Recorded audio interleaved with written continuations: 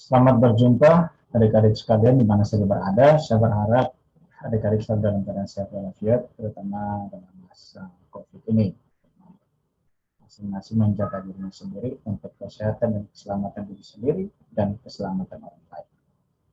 Adik-adik, pada kesempatan ini kita akan membahas materi mengenai ilmu alam dasar. Nah, pada pertemuan pertama ini kita akan berbicara mengenai alam pikiran manusia dan perkembangan sejak zaman mitos sampai zaman kontemporer. Nah, pada pertemuan pertama ini kita bagi dalam 3 poin, yaitu poin pertama hakikat manusia dan sifat pengetahuannya, poin yang kedua mengenai perkembangan fisik, sifat dan pikiran manusia, poin yang ketiga mengenai sejarah perkembangan ilmu pengetahuan dari zaman prasejarah sampai zaman kontemporer. Nah, pada poin yang ketiga ini terbagi dalam 3 pembabakan. Itu babak pertama itu pada zaman pra-Yunani atau pada zaman pra-klasik ya, itu sekitar abad 15 sampai abad ke-7 sebelum Masehi. Lalu zaman Yunani kuno yaitu sekitar abad ke-7 sampai abad ke-2 sebelum Masehi, dan yang ketiga zaman kontemporer yaitu pada abad ke-10 hingga saat ini. Baik. Kita berbicara mengenai poin pertama hakikat manusia dan sifat keingintahuannya. Dibandingkan dengan makhluk lain, jasmani manusia adalah yang terlemah, sedangkan rohaninya atau akal budi dan kemauannya sangat kuat. Meski demikian, manusia memiliki kemampuan berpikir dan bernalar dengan akal serta juga nuraninya memungkinkan untuk selalu berbuat yang lebih baik dan bijaksana untuk dirinya sendiri maupun untuk lingkungannya. Nah, dengan demikian manusia bisa mengatasi kelemahannya tersebut. Ciri-ciri yang dimiliki manusia dibandingkan dengan makhluk lain itu ada beberapa ciri yang dapat saya sebutkan di sini. Yang pertama, dia memiliki organ tubuh yang sangat kompleks dan sangat khusus, terutama otaknya. Yang kedua, mengadakan pertukaran zat, yakni ada zat yang masuk dan juga ada zat yang keluar.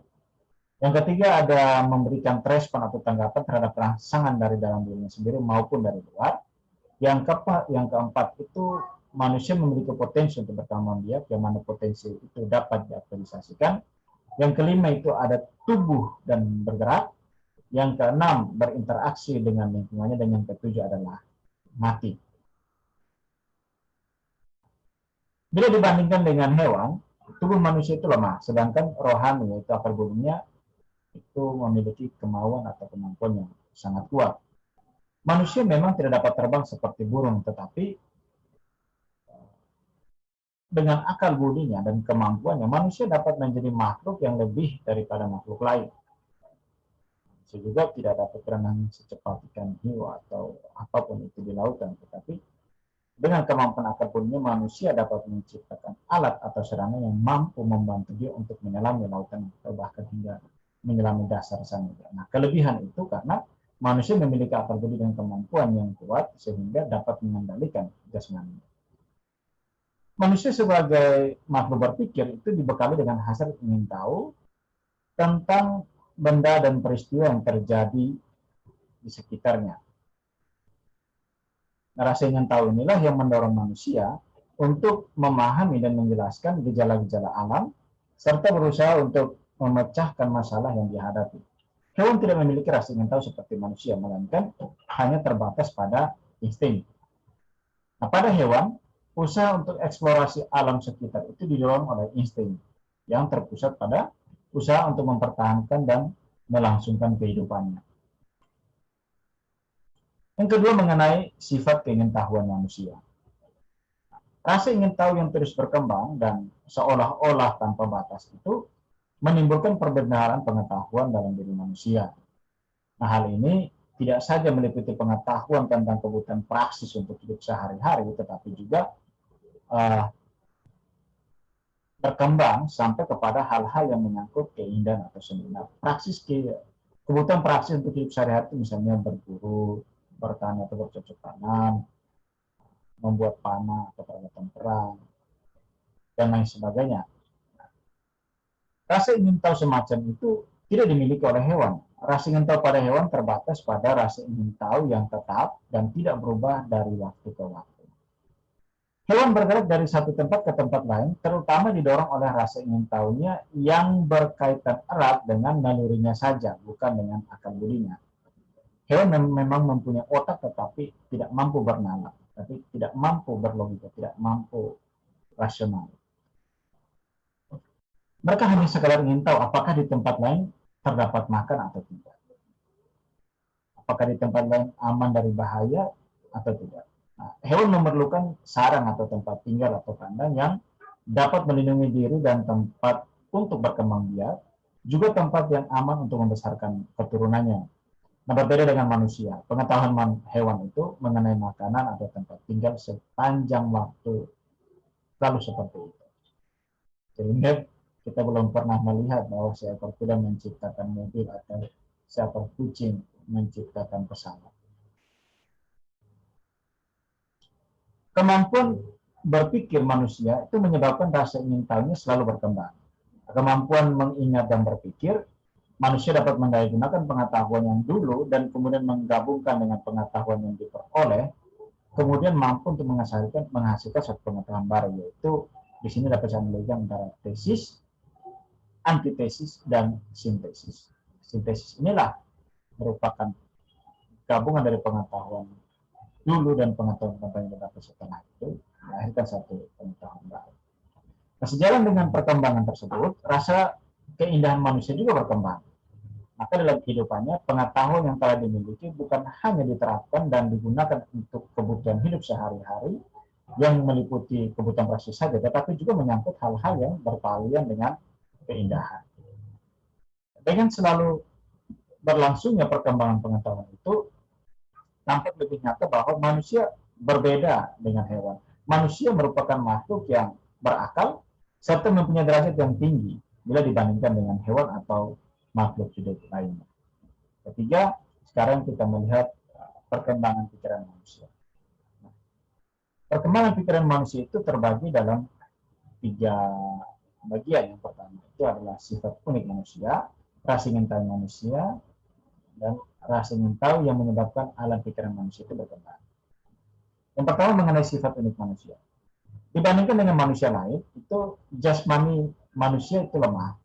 Tapi rohani atau akal budi dan juga kemauan yang keras itu menyebabkan manusia dapat mengendalikan tubuh jasmani atau tubuh biologisnya.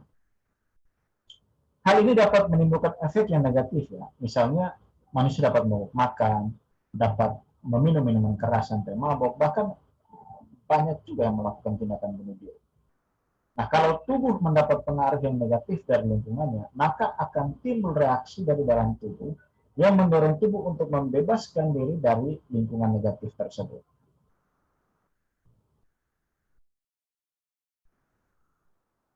Tetapi kemauan keras dalam diri manusia dapat memaksa tubuh manusia juga untuk stay, untuk open, untuk menerima pengaruh yang negatif itu.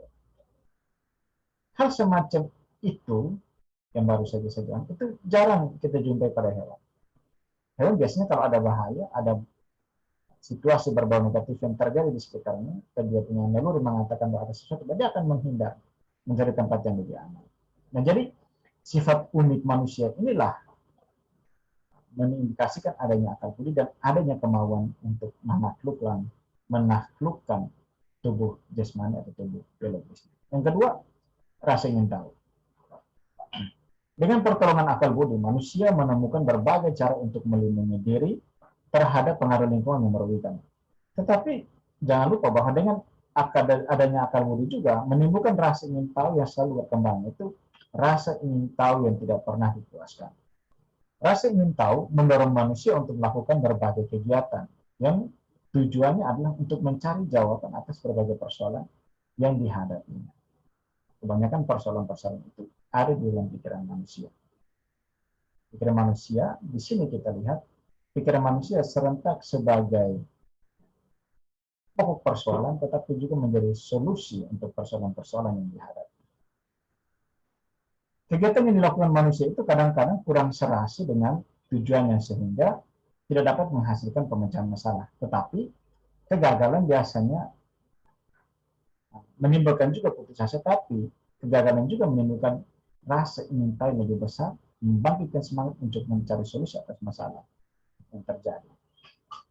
Nah, kegiatan-kegiatan untuk memecahkan persoalan itu dapat saya sebutkan di sini, misalnya penyelidikan langsung, menggali hasil-hasil penyelidikan terdahulu yang sudah dilakukan oleh orang lain, dan juga yang ketiga, bekerja sama dengan penyelidik-penyelidik lain yang juga sedang memecahkan persoalan yang sama dan sejenis. Rasa keingintahuan itu dapat diperkuat atau diperlemah oleh lingkungan. Rasa ingin tahu yang terus berkembang dan seolah-olah tanpa batas itu menimbulkan perbendaharaan pengetahuan dalam diri manusia. Nah, dengan selalu berlangsungnya perkembangan pengetahuan itu, tampak nyata bahwa manusia semakin berbeda dengan hewan. Memang sama-sama makhluk hidup, tetapi perkembangan peradaban karena daya rasio manusia yang mampu mengkreasi atau mampu mencipta itu menjadi penunjuk perbedaan antara manusia dan hewan. Itu manusia merupakan makhluk hidup yang berakal serta memiliki derajat yang lebih tinggi. Sekarang kita lihat poin yang ketiga mengenai rasa ingin tahu menyebabkan alam pikiran manusia itu berkembang. Ada dua macam perkembangan yang akan kita tinjau. Yaitu yang pertama, perkembangan alam pikiran manusia sejak zaman purba hingga dewasa ini. Pada zaman purba, manusia sudah menghadapi berbagai teka-teki yang muncul di alam. Misalnya, terbit dan terbenamnya matahari, kenapa ada malam, kenapa ada siang, lalu perubahan bentuk bulan, pertumbuhan dan pembiakan makhluk hidup, ada angin, ada hujan, ada petir, ada badai, ada pelangi, ada ombak atau ada gelombang besar. Nah, terdorong oleh rasa ingin tahu yang sangat kuat, manusia purba mulai menyelidiki apa penyebab fenomena-fenomena alam. Akibatnya apa? Positif atau negatif bagi manusia.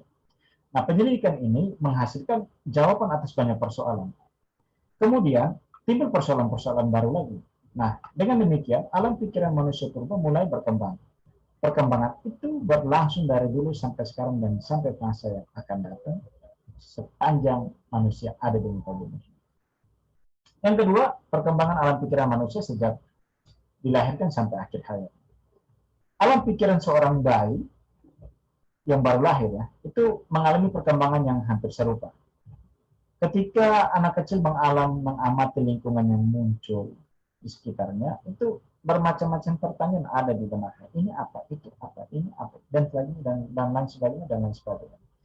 Untuk menjawab pertanyaan-pertanyaan yang muncul di pikiran itu, anak kecil biasanya mengadakan pengamatan sendiri, melakukan penyelidikan sendiri secara sederhana, atau dia bisa bertanya kepada orang-orang yang didekatnya, namanya, bapaknya, kakaknya, adiknya, atau teman-teman. Itu orang-orang yang ada di sekitar dia. Nah, dengan demikian alam pikiran anak akan berkembang besar. Rasa ingin tahu seorang anak akan melemah apabila orang-orang di sekelilingnya itu mengacuhkan dia, entah karena kesibukan, entah karena malas, atau terlalu bodoh untuk memuaskan rasa ingin tahu manusia.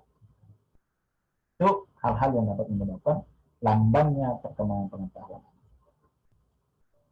Sekarang kita lihat poin B mengenai perkembangan fisik, sifat, dan pikiran manusia. Yang pertama mengenai perkembangan fisik manusia. Perkembangan fisik manusia itu sudah dimulai sejak di dalam rahim perempuan, rahim ibu. Itu masa setelah dilahirkan, sampai masa dewasa, tubuh manusia itu mengalami pertumbuhan sedikit demi sedikit. Proses tersebut itu dimulai dari bentuk sel yang sangat sederhana pada saat tumbuhan sampai bentuk sel yang paling kompleks. Dari janin di rahim induk itu terjadi dari hasil tumbuhan sel telur pejantan dengan sel sperma dengan sel telur. Itu sel telur yang telah dibuahi atau zigot itu akan mengalami pembelahan sel sedikit demi sedikit menjadi banyak, lalu kemudian bertransformasi menjadi tubuh manusia.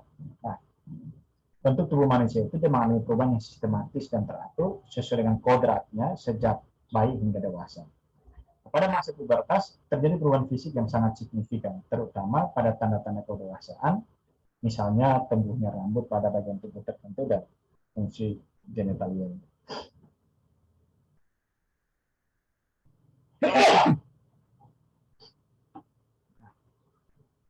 Pertumbuhan morfologi pada wanita itu pada masa pubertas itu hanya pada perempuan, yang laki-laki tidak mengalami hal itu. Makanya ada penolakan transgender karena memang laki-laki tidak mengalami pembesaran pinggang, pembesaran bokong atau pinggang yang meramping tertentu, tidak ada. Itu tidak terjadi pada laki-laki, hanya terjadi pada kaum perempuan. Nah, perbedaan bentuk tubuh dan genital itu dapat dimaklumi karena secara biologis laki-laki dan perempuan itu berbeda dan mereka memiliki peran yang berbeda di dalam kehidupan. Yang kedua, mengenai perkembangan sifat dan pikiran manusia. Cara orang dewasa mencari pengetahuan itu umumnya sangat dipengaruhi oleh perkembangan pengetahuan pada masa anak-anak. Pada masa bayi, itu 0 sampai 2 tahun, itu disebut periode sensori motorik. Nah, pada periode ini, perkembangan kecerdasan bayi itu sangat cepat. Sangat cepat. Lalu masa kanak-kanak yang berada pada fase 3 tahun sampai 5 tahun, itu disebut periode pra-operasional. Pada periode ini, dorongan keingintahuan anak itu sangat besar. Sehingga banyak orang yang mengatakan bahwa anak pada periode ini adalah masa bertanya. Ini apa, itu apa, mengapa begini, mengapa begitu, dan seterusnya. Anak-anak biasanya itu cerewet. Karena rasa ingin tahu yang besar. Lalu ketika anak-anak mulai masuk masa usia sekolah itu 6 sampai 12 tahun, itu pendidikan dasar. Itu disebut periode operasional nyata. Pada masa anak sangat aktif, itu ditandai dengan perkembangan fisik dan motorik yang baik. Masa ini juga itu merupakan masa tenang karena proses perkembangan emosional anak telah mendapat kepuasan maksimal sesuai dengan kemampuannya. Lalu kemudian pada masa remaja itu umur 13 sampai 20 tahun, itu biasanya disebut periode pra-operasional formal. Nah, pada masa ini merupakan masa pertentangan, masa konflik dalam diri. Itu umur-umur SMP sampai SMA dan awal perkuliahan. Itu disebut periode pra-operasional formal. Nah, pada masa ini itu merupakan masa konflik atau masa pertentangan baik dengan diri sendiri maupun dengan orang lain orang dewasa. Pada masa dewasa itu pada umur lebih dari 20 tahun, 30 tahun ke atas itu ditandai dengan kemampuan individu untuk mandiri atau berdiri sendiri. Mereka mampu untuk mengendalikan perilaku dengan baik, menempatkan diri sebagai anggota dalam kelompok, serta merupakan individu yang bertanggung jawab. Itu penjelasan mengenai perkembangan fisik, sifat, dan pikiran manusia. Selanjutnya kita lihat sejarah perkembangan ilmu pengetahuan dari zaman prasejarah sampai zaman kontemporer. Itu dibagi dalam 3 bagian, itu pada zaman pra-Yunani kuno, kira-kira abad 15 sampai abad ke-7 sebelum Masehi. Lalu zaman Yunani kuno itu kurang lebih abad ke-7 sampai abad ke-2 sebelum Masehi. Dan zaman kontemporer yaitu abad 20 sampai saat ini. Sekarang kita lihat zaman pra-Yunani kuno. Nah, zaman pra-Yunani kuno dalam sejarah peradaban manusia itu zaman ketika manusia belum mengenal peralatan seperti yang kita pakai sekarang. Pada zaman itu, manusia masih menggunakan batu sebagai peralatan. Adapun sisa peradaban manusia yang ditemukan pada zaman ini antara lain seperti peralatan dari batu, tulang belulang hewan, sisa beberapa tanaman, gambar-gambar di gua-gua, tempat-tempat penguburan, dan tulang belulang manusia purba.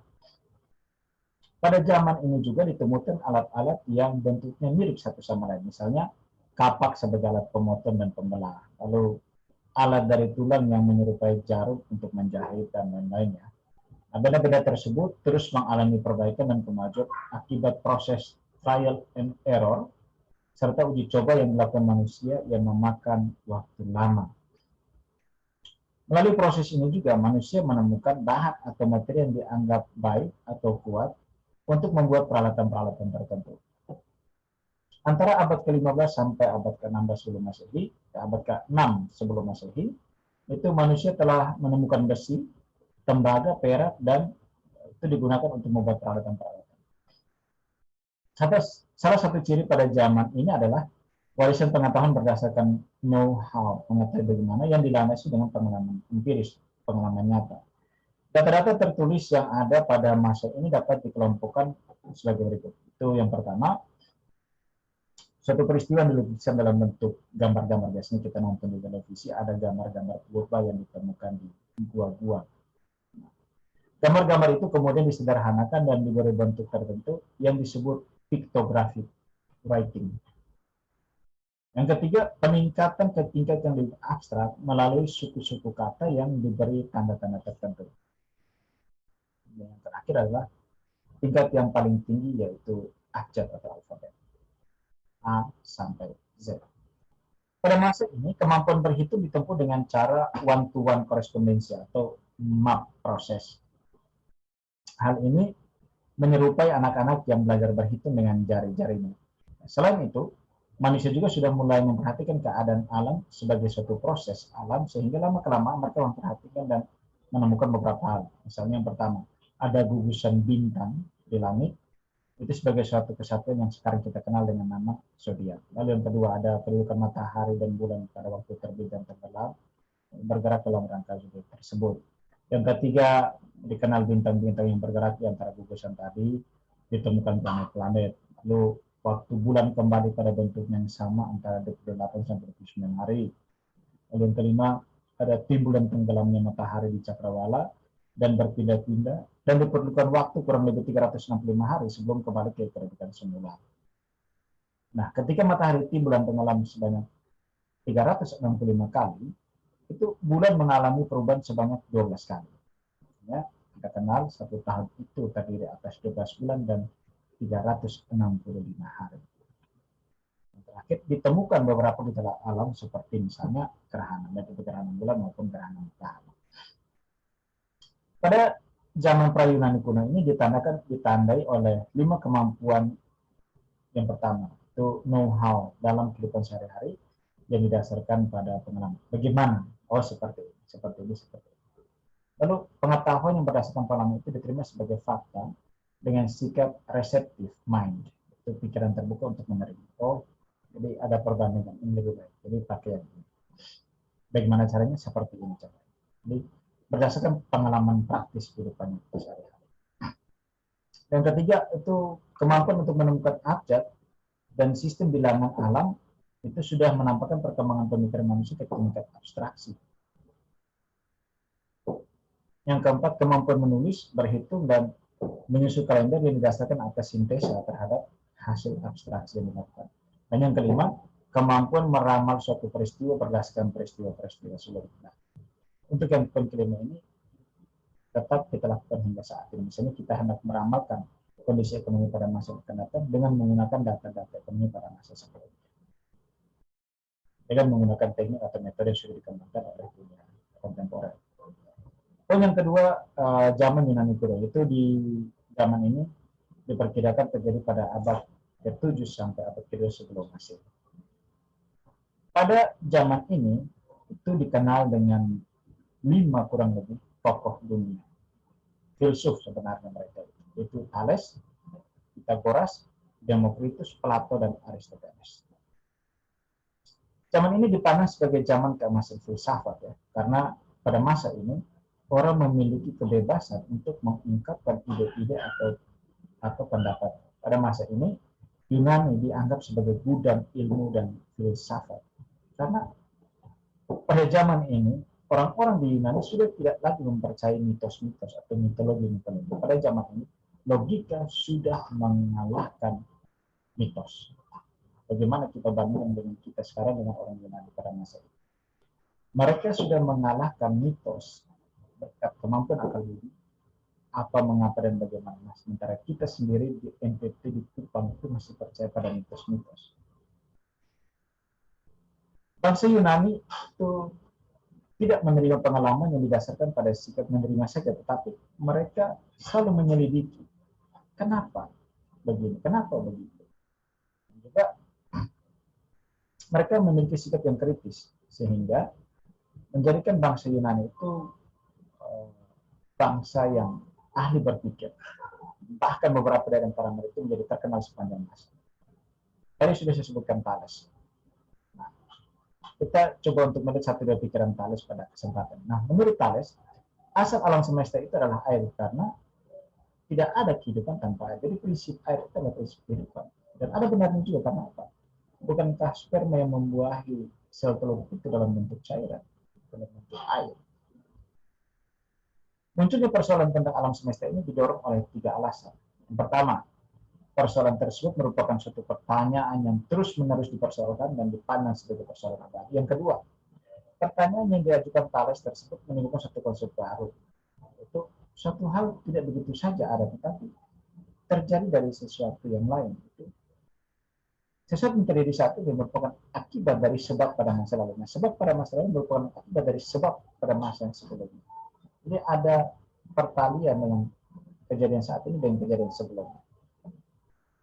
Pertanyaan ini hanya dapat muncul dalam pemikiran kalangan tertentu.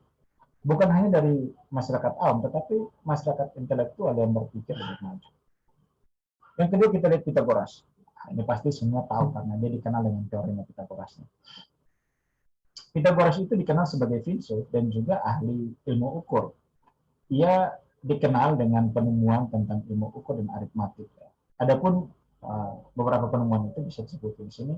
Hukum atau dalil Pitagoras itu A kuadrat tambah B kuadrat sama dengan C kuadrat. Ini pasti kita masih ingat. Ini berlaku untuk setiap segitiga spesifik. Yang kedua, semacam teori tentang bilangan, antara lain pembagian antara bilangan genap dan bilangan ganjil. Yang ketiga, ada pembentukan benda berdasarkan segitiga-segitiga, segi 4, segi 4, segi 5, segi 5, dan lain sebagainya. Lalu yang keempat, itu ada hubungan antara nada dengan panjang daun. Ini seni sudah mulai ada dalam pikirannya Pitagoras. Lalu kita lihat Demokritus. Demokritus itu dikenal sebagai bapak atom pertama yang memperkenalkan konsep atom, bahwa alam semesta ini sesungguhnya terdiri atas atom-atom. Nah, atom adalah materi terkecil ya, yang tidak dapat dibagi-bagi lagi. Pemikiran Demokritus tentang atom itu mengandung beberapa sifat seperti ini. Yang pertama, konsep materialistik monistik. Artinya bahwa atom itu merupakan materi yang tidak didampingi apapun karena sekelilingnya hampa. Itu yang pertama, konsep materialistik monistik. Yang kedua, konsep dinamika perkembangan. Artinya bahwa segala sesuatu berada dalam keadaan bergerak sehingga berlaku prinsip dinamika. Yang ketiga, konsep yang bersifat murni alamiah. Artinya bahwa pergerakan atom itu bersifat intrinsik, primer, tanpa sebab dan tidak dipengaruhi oleh sesuatu di luar diri atau itu sesuatu independen. Tidak ada yang mendeterminasi atau yang mendeterminasi sesuatu yang lain. Yang keempat itu bersifat kebetulan. Itu menurut pemikirannya Demokritus. Kebetulan itu artinya bahwa pergerakan itu terjadi tanpa tujuan sehingga benturan-benturan yang terjadi tidak beraturan dan tidak mengandung tujuan-tujuan tertentu. Yang terakhir kita lihat Plato. Plato itu adalah filsuf yang pertama kali membangkitkan persoalan being dan mempertentangkannya dengan persoalan becoming. Being itu ada dan becoming itu menjadi. Dia mempertentangkan ada dan menjadi. Bahasa Indonesia biasanya kita kenal dengan istilah ada dan kemenjadian.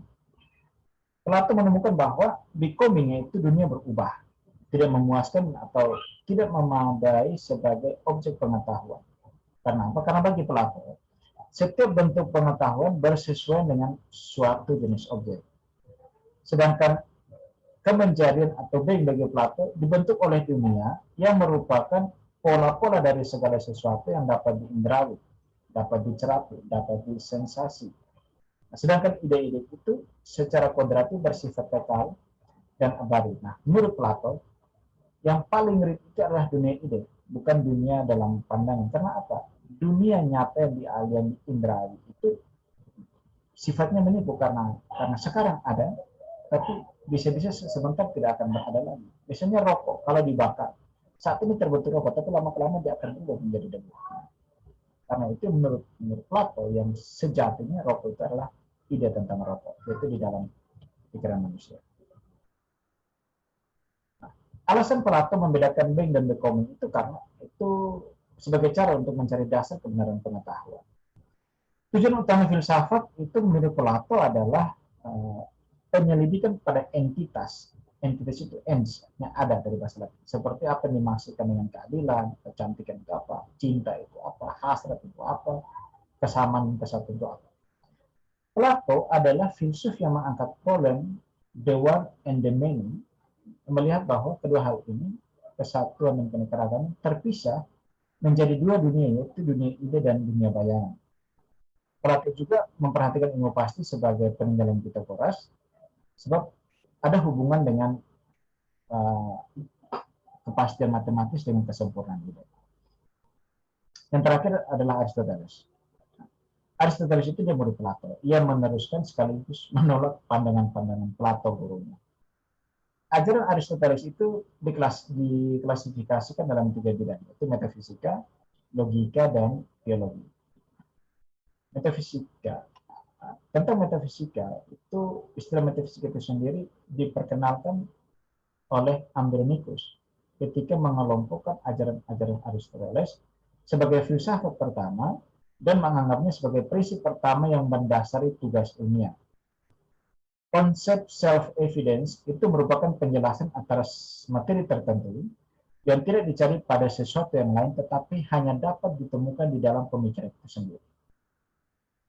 Itu metafisika.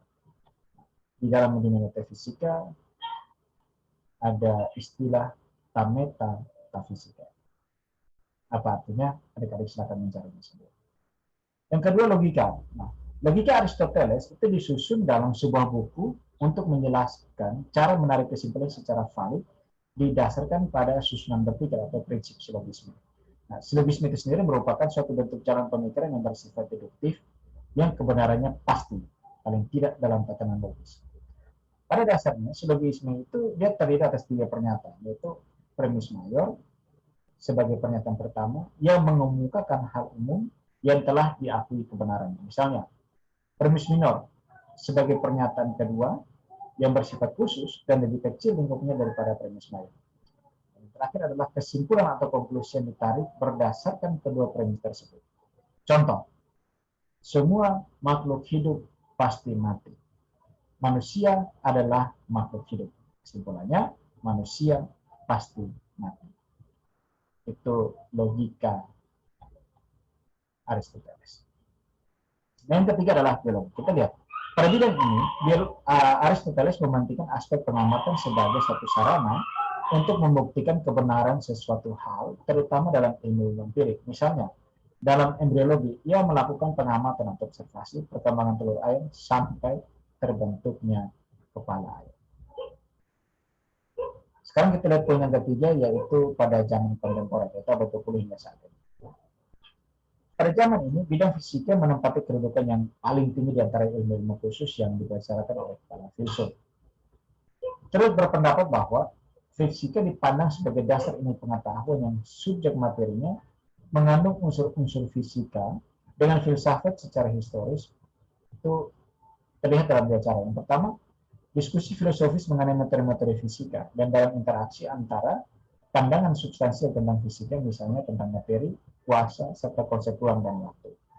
Yang kedua, ajaran filsafat tradisional yang menjawab fenomena tentang materi, kuasa, serta ruang dan waktu.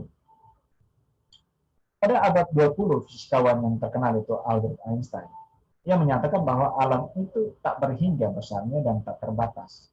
Kosmos itu tidak berhingga dan tidak terbatas. Akan tetapi, juga tidak berubah status totalitasnya atau bersifat statis dari waktu ke waktu. Nah, pada tahun 1929, itu seorang fisikawan lain, yaitu namanya Hubble, yang menggunakan teropong bintang besar di dunia, melihat galaksi-galaksi di sekeliling kita. Nah, galaksi-galaksi tersebut tampaknya menjauh di bumi. Berdasarkan perhitungan mengenai perbandingan jarak dan kelakuan gerak masing-masing galaksi yang teramati para fisika kontemporer, itu Gamow, Alpert, dan Hermann, itu menarik kesimpulan bahwa semua galaksi di jagat raya ini semula bersatu padu dengan galaksi kita, yaitu Bima Sakti.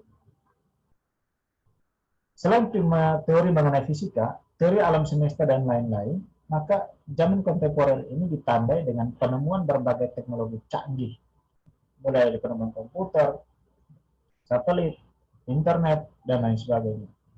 Di samping itu juga, kemajuan yang pesat terjadi sehingga spesialisasi.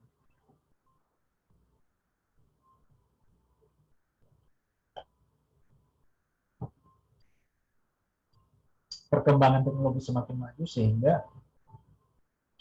disiplin ilmu-ilmu positif itu semakin spesifik atau semakin spesialis.